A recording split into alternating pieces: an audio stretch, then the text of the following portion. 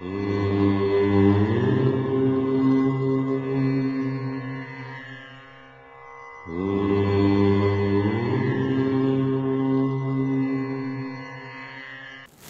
నమస్కారం। ఈ రోజు మనము 28/2/2019 గురువారం రోజున ఉన్నటువంటి పంచాంగ వివరణ గురించి తెలుసుకుందాం। ఈ రోజు శ్రీ విలంబనామ సంవత్సరము, ఉత్తరాయణము, శశిర ఋతువు, మాఘమాసము, బహుళ పక్షము, నవమి ఉదయం 6:40 వరకుండి తదుపరి దశమి ప్రారంభమవుతున్నది।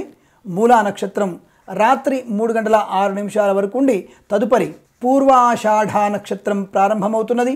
వర్జ్యము ఉదయం 9:33 నుంచి 11:18 వరకు వ్యాప్తిగా ఉన్నది।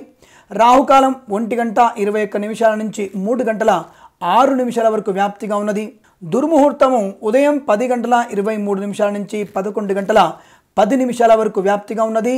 మధ్యాహ్నం 3:03 నుంచి 3:50 వరకు కూడా తిరిగి దుర్ముహూర్త వ్యాప్తి ఉందన్న విషయాన్ని గుర్తించండి। అమృత ఘడియలు రాత్రి 8:05 నుంచి 9:50 వరకు వ్యాప్తిగా ఉన్నది। రాహుకాలం మధ్యాహ్నం 1:47 నుంచి 3:15 వరకు వ్యాప్తిగా ఉందన్న విషయాన్ని గుర్తించండి।